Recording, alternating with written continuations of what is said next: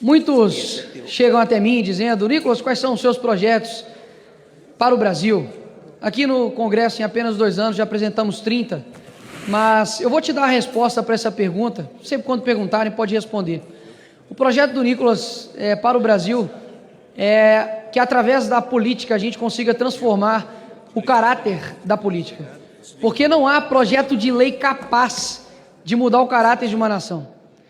Não há projeto de lei capaz de mudar que um homem corrupto se torne um homem correto. Não há projeto de lei capaz para transformar um juiz tirânico em um juiz imparcial. Não há projeto de lei capaz de fazer com que pessoas sejam morais, sendo que elas são a vida inteira mau caráter. Por que eu digo isso? Porque nós estamos vendo agora no nosso país, e mesmo você sendo de direita, esquerda, centro, para trás, para frente, não me importa, mas se você tem um mínimo de honestidade intelectual, você vai perceber que há uma semana, José Dirceu, a pessoa que idealizou o maior esquema de corrupção do mundo, está solto, livre, inclusive um chute, pode até concorrer a algo aqui nesse Congresso Nacional. Rachadores confessos estão aqui impunes, líderes de facção criminosa estão meramente soltos e livres pelo STF. Enquanto isso, uma senhora, que, me perdoe pela palavra, que defecou na mesa do ministro Alexandre de Moraes, uma atitude deplorável, vergonhosa para a nossa democracia, mas agora tem uma pena de 17 anos nas suas costas. Atitudes idiotas e burras, pelo que eu saiba, não são crimes. Até mesmo deveriam sim cumprir pelo depredação de patrimônio público, dano ao erário, mas burrice não é crime. Até mesmo se fosse, algumas pessoas aqui no Brasil iriam pegar a prisão perpétua. Agora, por que isso está acontecendo? Porque ela não é filha de nenhuma celebridade, porque ela não é parente de nenhum presidente, porque ela não está envolvida com nenhuma pessoa de poder. Porque ela, sim, é uma pessoa que estava lá e cometeu diversos crimes de menor potencial ofensivo, até mesmo porque era um crime impossível. É como se eu dissesse que eu iria envenenar alguém com um copo de água potável. É como dizer que aquelas pessoas que estavam aqui iriam dar um golpe de Estado. Faça aí uma breve pesquisa no que é golpe de Estado em toda a humanidade, você verá que é bem diferente do que aconteceu aqui no fatídico dia terrível do 8 de janeiro. E por que eu estou dizendo isso? Porque enquanto nós estamos aqui, enquanto eu vejo a minha filha, enquanto eu saio para poder me alimentar, poder trabalhar, ainda há pessoas que estão sofrendo por conta de uma perseguição judicial. Eu sei que tudo que eu vou falar aqui, talvez para alguns, não vai ser capaz de sensibilizar um coração tão de pedra. Afinal de contas, existem pessoas aqui que não podem dar um passo para trás, porque já estão num lamaçal tão grande ideológico que jamais concordariam comigo. Mas eu já ouvi aqui nessas sessões, por exemplo, pessoas vangloriando, por exemplo, Marighella, ou até mesmo Che Guevara, ou Stalin, ou qualquer outra figura que seja da história, com uma falácia de luta por direitos humanos, ou luta por pessoas que estão em situação de vulnerabilidade.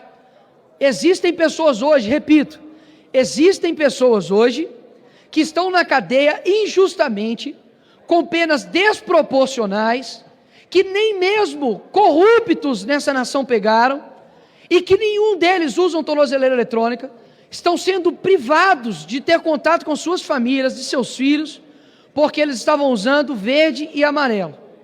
Eu sei que a esquerda de fato tem como Bolsonaro um símbolo de ódio, um símbolo que eles detestam, e que vão fazer de tudo para poder massacrá-lo, assim como o ministro Alexandre de Moraes faz, através dessas pessoas que estão basicamente sendo ali um revanchismo jurídico. Mas o que eu estou querendo dizer aqui não é para poder falar, nossa, por favor, sensibilizem seu coração, porque eu sei que essa galera não tem sensibilidade alguma. Afinal, se tivesse, jamais, por exemplo, ostentariam a foice e o martelo que matou milhões de cristãos, inclusive. O que eu estou querendo dizer aqui é voltado para a direita. É para voltar para nós que fomos eleitos aqui nessa casa, para que a gente, honre os votos que nós tivemos.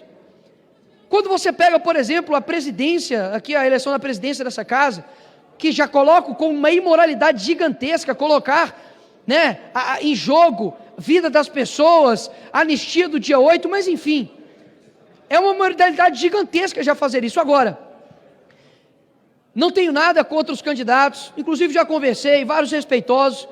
O que eu quero dizer é que as pessoas na rua direita, elas não chegam até nós e falam assim: vai lá, conquiste uma vaga no tal lugar, vai lá, conquiste uma cadeira no lugar tal. Não, o que eu escuto é: estou orando por você, não desista.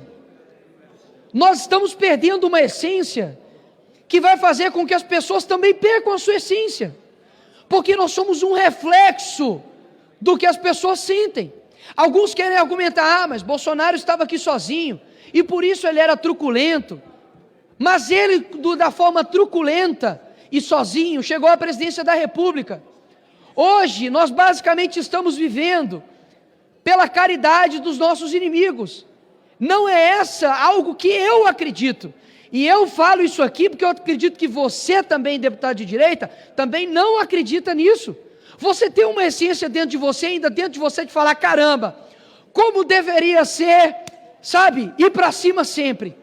Como deveria ser realmente lutar e não arredar o pé. Porque uma coisa tem que bater palma para alguns, por exemplo, do PT. Faça sol, faça chuva, eles estão aqui defendendo e sendo coerentes com aquilo que eles concordam. E mesmo que passe os anos e percam, eu acredito que a vida nem tudo é sobre resultados. Eu acredito que a sua disposição em mostrar por aquilo que você está defendendo diz muito sobre você. Dificilmente o grito de uma criança no estádio vai fazer com que o time vença.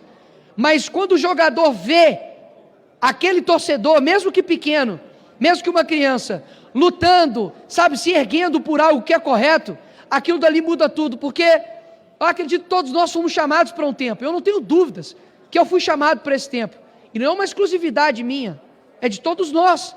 Afinal de contas, a gente poderia ter nascido em qualquer época dessa humanidade. Mas nós somos chamados para esse tempo.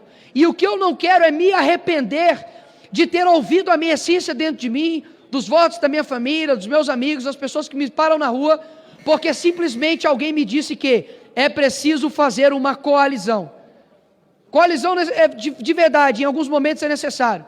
Mas eu acho que a gente precisa se encarar em diversos momentos aqui nessa casa, com coragem, porque eu acredito que nós vamos semear durante muito tempo, para que alguns colham. E mesmo que não dê resultados, a vida não é feita somente de resultados. João Batista, ele não colheu nenhum resultado terreno, pelo contrário, sua cabeça foi decepada, era um louco que falava no deserto, comia gafanhoto com mel. Só que hoje eu estou falando, depois de 2000 anos aqui dele, não estou falando de nenhum outro, que na época falou: pega leve, tem que ser mais equilibrado, tem que dialogar. Eu estou fazendo aqui praticamente quase que um clamor, que a direita volte à sua essência combativa, porque as pessoas estão desanimadas, cansadas e querem uma resposta. Eu não sei até quanto tempo eu vou ficar aqui nessa terra, mas pode ter certeza que jamais poderão me acusar de que ele não cumpriu e não perseguiu aquilo que ele acreditava até a morte. Se vis pacem para belo, se queres paz, prepare-te para a guerra.